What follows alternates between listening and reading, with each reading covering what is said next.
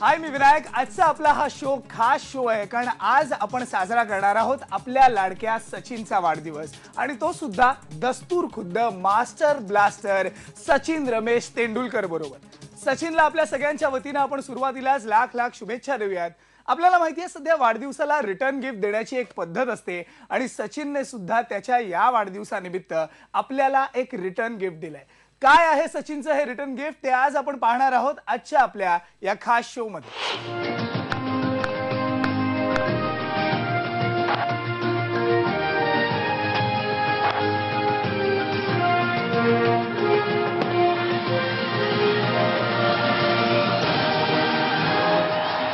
It is an extraordinary performance from an extraordinary man, a true legend in his own time.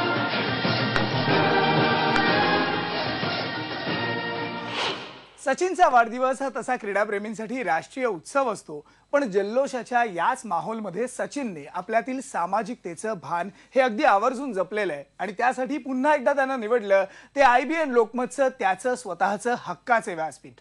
IBN Lokmat बरोबर वाढदिवस साजरा करण्याची सचिनची आत्ता आपण पाहिली तर ही हॅट्रिक झाली आहे, पण यावेळेचा वाढदिवस हा खास आहे, आणि त्याला कारण सुद्धा तसंच राहिलंय। मैदानावर आपल्या बॅटिंगने चाहत्यांच्या चेहऱ्यावर हसू फुलवणाऱ्या सचिनने यंदा धाव घेतलीये ती दूर खेड्यापाड्यात।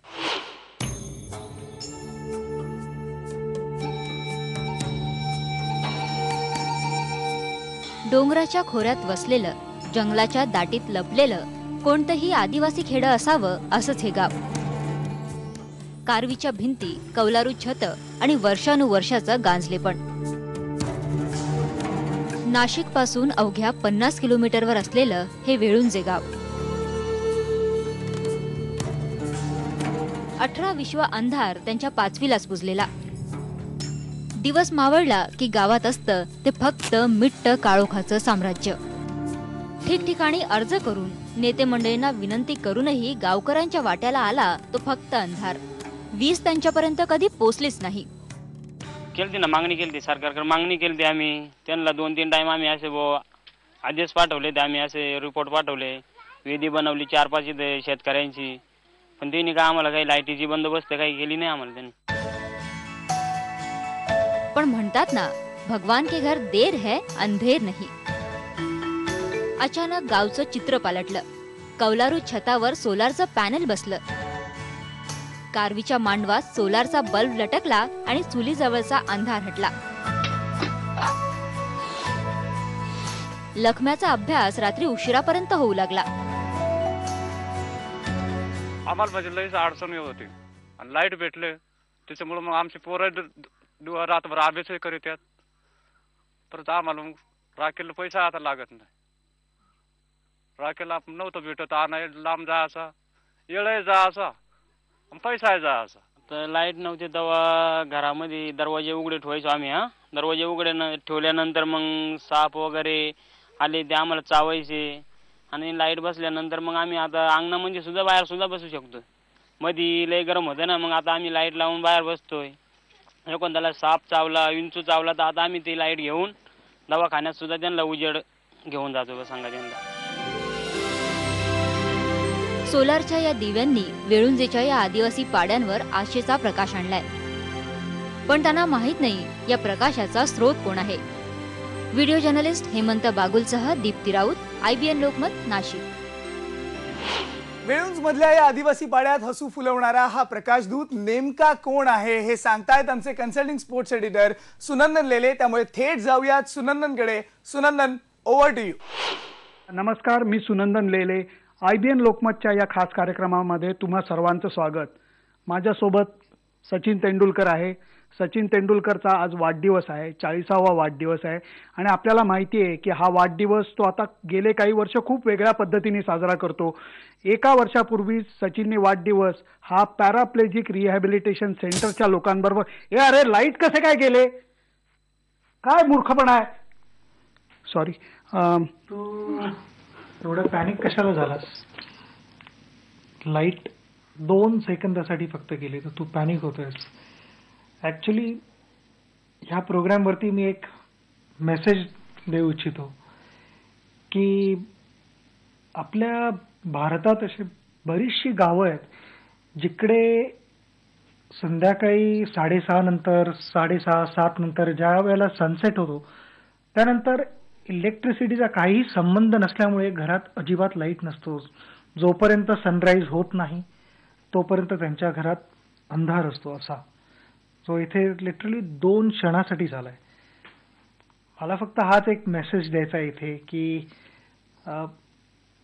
40व्या वाढदिवसाला आम्ही ठरवलं, मी आणि स्नायडर इलेक्ट्रिकने, की आम्ही भारतातले छोट्या छोट्या गावात जाऊन जिथे इलेक्ट्रिसिटी अजिबात नाही आहे, कधी कोणी बघितलं नाही की लाईट कशी आपण लावतो. आपल्या नॉर्मली घरात आपण शिरतो त्यावेळेला पहिल्यांदा आयदर डाव्या बाजूला किंवा उजव्या बाजूला आपण हात लावतो की होपिंग की बटन आहे आणि बटन लावल्यावर लाईट येणार आहेत, फॅन चालू करूया, AC लावतो कधी कधी. पण ह्या लोकांच्या घरात अजिबात लाईट नसल्यामुळे संध्याकाळी जेवण करायचं तेही प्रॉब्लेम आहे, लहान मुलांना अभ्यास करायचा तर लाईट नाही आहे. ते लाईफमध्ये मला वाटतं संध्याकाळनंतर सगळ्या अडचणी सुरू होतात. आमचा हा एकच गोल आहे की जेवढ्या गावांमध्ये आम्ही लाईट्स लावू शकू, सोलर लाईट्स आहेत, तेवढे लाईट्स लावण्याचा आम्ही प्रयत्न करणार आहोत.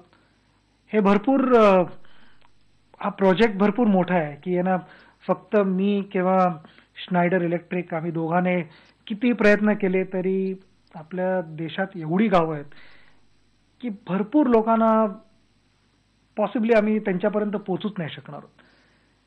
पण ह्यासाठी मी एवढंच सांगू इच्छितो की तुम्ही पण जर का हात जोडलेत माझ्याबरोबर आणि मला मदत करायला तयार झालात तर आपण जितक्या लोकांच्या चेहऱ्यावरती स्माइल जाणू शकू ह्याचं एक सॅटिस्फॅक्शन वेगळं असेल. आणि म्हणूनच या प्रोजेक्टला आम्ही एक नाव दिलंय, स्प्रेडिंग हॅपीनेस. आय थिंक जर काय देशात आपण हॅपीनेस स्प्रेड करू शकलो तर नथिंग लाईक इट. तर प्लीज ह्या कामात मला तुमची मदत लागणार आहे. हे माझं 40th बर्थडेचं विश आहे, तर मी नक्की एक्सपेक्ट करतो की तुम्ही सगळे तयार व्हाल आणि ज्या लेवलवरती तुम्हाला मदत करता येईल त्या लेवलवरती प्लीज मदत करा. थँक्यू. जेव्हा सचिन लेग स्टंप घेतो तेव्हा तो काय करतो हे आपण बघितलेलं आहे. एक वेगळी लेग स्टंप त्यांनी या निमित्ताने घेतलेली, एक वेगळी इनिंग तो चालू करतोय खऱ्या खुऱ्या सामाजिक कामाची. मला वाटतं थेंबे थेंबे तळे साचे, आपण सगळेजण सचिनला हातभार लावूयात. त्याच्या 40व्या वाढदिवसाच्या दिवशी मी नुसता सचिनचा फॅन आहे असं म्हणण्यात काही अर्थ नाही. त्याच्या चांगल्या कामामध्ये जर का आपण सक्रिय सहभाग घेऊ शकलो तर मला वाटतं तुझा वाढदिवस हा जास्त सार्थकी लागेल. Sachin, thank you so much. Thank you very much. जगात अशक्य असं काहीच नसतं. सचिनने आपल्या क्रिकेटच्या करिअरमध्ये हेच सगळ्या जगाला पटवून दिलंय. क्रिकेटमध्ये अशक्यप्राय वाटणारे सगळे रेकॉर्ड सचिननं सत्यात उतरवले आणि क्रिकेटमधला हाच कित्ता सचिननं आपल्या सामाजिक कार्यात सुद्धा उतरवलाय. आणि वेळुंज गावात अगदी काल परवापर्यंत अशक्य वाटणारी घटना अखेर सत्यात उतरली आहे. वेळुंज गावाचा कायापालट झाला.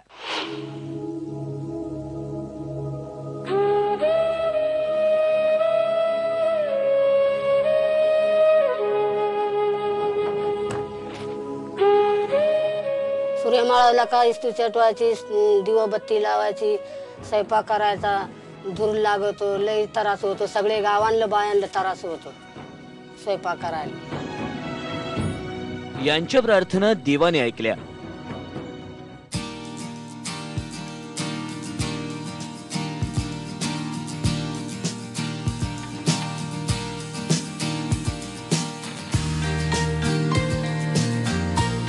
आणि अखेर त्यांच्या आयुष्यातील अंधार दूर झालाय.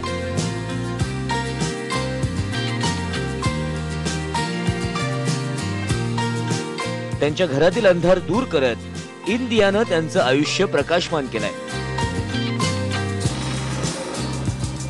जसा सूर्यास्त होतो त्यानंतर इंडियाच्या या सोलार लॅम्प्सनी हे गाव आणि या गावकऱ्यांचं जीवन उजळलं जातं.